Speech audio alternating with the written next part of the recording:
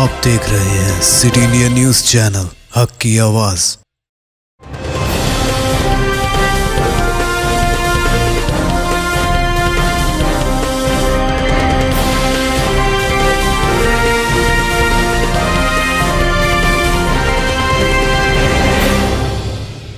अस्सलामुअलैकुम, मैं हूं Sheikh Umar. City India News में आप तमाम का खैर मकदम है। आइए देखते हैं बैनुल अक़वामी खबरें।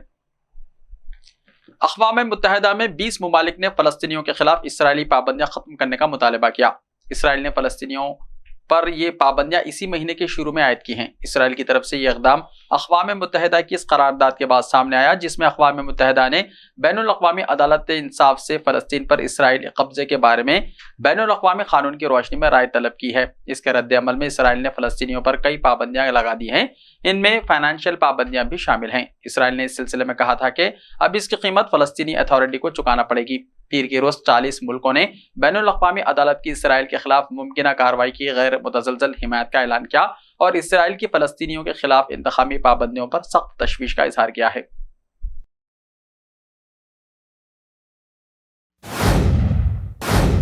नेपाल में प्रचंड की काबीना में तोसी। वज़ीर आज़म पुष्प कमल दहल प्रचंड ने नेपाल में अपनी काबीना में तोसी कर दी है। हुकूमत के क़याम के 23 दिन बाद नेपाल में 23 रुकनी काबीना ने 15 नए वज़रा के हलफ उठाने के बाद अपनी जिम्मेदारियां संभाली हैं। तमाम वज़रा के कलमदान भी तक़सीम कर दिए गए हैं। पुष्प कमल दहल पर चंड, जिन्हें नेपाल की 7 सियासी जमातों की हिमायत से 25 दिसंबर 2022 को वज़ीर आज़म मुकर्रर किया गया था, उन्होंने 26 दिसंबर को 8 रुकनी काबीना के साथ हलफ लिया। मंगल को सदर विद्या देवी भंडारी ने नायब वज़ीर आज़म 11 काबीना और 3 रियासती वज़रा को हलफ दिलाया। अब नेपाल की काबीना में वज़ीर आज़म और 4 नायब वज़ीर आज़म समेत कुल 23 अरकान हैं। हलफ उठाने के बाद वज़रा ने काम संभाल लिया है।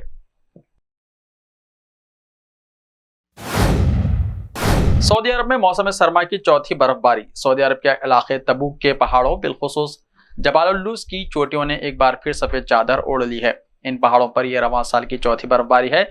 बर्फबारी के मौसम के मंजर कशी के लिए कई फोटोग्राफर इस इलाके में आए और उन्होंने बर्फबारी के दिलनशीन मनाजिर अपने कैमरों के जरिए आवाम-उन-नास तक पहुंचाए हैं। सोशल मीडिया पर पोस्ट की जाने वाली जबालुल्लूस की ताज़ा तस्वीर और वीडियोस में पहाड़ की चोटियों को बर्फ में ढका देखा जा सकता है। ख्याल रहे कि सऊदी अरब के मुख्तलिफ इलाकों में हालिया अय्याम में बारिशें और पहाड़ों पर बर्फबारी हो रही है। बारिश के मौसम में सयाह और फोटोग्राफी के शौकीन जबालुल्लूस का रुख करते हैं।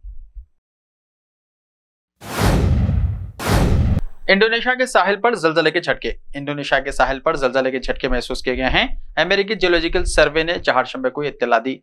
यूएसजीएस के मुताबिक ज़लज़ला सोलावेसी जजीरे पर वाक़े गुरुनाटालू शहर से 61.4 किलोमीटर शुमाल मगरिब में रिकॉर्ड किया गया। ज़लज़ले का मरकज़ 152.5 किलोमीटर की गहराई में था और रेक्टर स्केल पर ज़लज़ले की शिद्दत 6.0 रिकॉर्ड की गई। ज़लज़ले से किसी जानी या माली नुकसान की इत्तला नहीं मिली। फिलिपाइन में सैलाब से हलाकतों की तादाद 30 हुई। फिलिपाइन में सैलाब से मरने वालों की तादाद 30 हो गई है। National disaster risk reduction and management council ने चारशंबे को कहा कि 5 अफराद लापता हैं और 13 दीगर जख्मी हैं। एजेंसी के मुताबिक सैलाब से 15,76,069 अफराद मुतासर हुए हैं, जबकि इनमें से 2,06,687 आरजी तौर पर बेघर हो चुके हैं। बयान में कहा गया है कि सैलाब से 1,292 मकानात को नुकसान पहुंचा, जिनमें से 383 मुकम्मल तौर पर तबाह, 56 पुलों और 242 सड़कों को नुकसान पहुंचा। 26 बंदरगाहों पर काम में खलल पड़ा और शहरों में बिजली और पानी की फराहमी मुतासिर हुई। ऑस्ट्रेलिया में हिंदू मंदिर में तोड़फोड़। एक हफ्ते में तोड़फोड़ का दूसरा वाकया। खालिस्तानी हामियों ने मुबैना तौर पर ऑस्ट्रेलिया में एक हिंदू मंदिर में भारत मुखालिफ नारों के साथ तोड़फोड़ की है। एक मीडिया रिपोर्ट में मंगल को कहा गया है कि एक हफ्ते के अंदर विक्टोरिया रियासत में एक मंदिर पर दूसरे हमले में इस तरह की तोड़फोड़ की गई है। ऑस्ट्रेलिया टुडे की वेबसाइट ने रिपोर्ट किया है कि कैरम डाउन्स विक्टोरिया में वाक़ तारीखी श्री शिव विष्णु मंदिर में तोड़फोड़ पीर को हुई।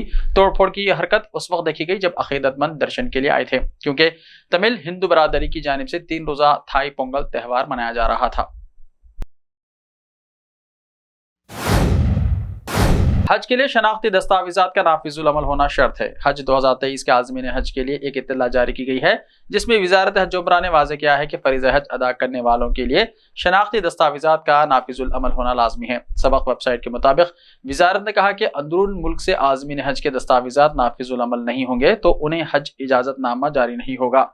वज़ारत ने कहा है कि सऊदी शहरियों के लिए शनाख्ती कार्ड और गैर मुल्कियों के लिए अकामा कम से कम हज के महीने तक नाफिजुल अमल हो। यही शर्त खानदान के सरबराह और उसके मातहत अफराद पर भी लागू होती है। वाज़ेह है कि वज़ारत हज उमरा ने अंदरून मुल्क से हज की ख्वाहिश रखने वाले आज़मीन के लिए रजिस्ट्रेशन का आगाज कर दिया है। ऐसा ही ताज़ा तरीन खबरों के लिए देखते रहिए सिटी इंडिया टीवी। तो मिलते हैं कल, तब तक के लिए अपना ख्याल रखिए। अल्लाह हाफिज़।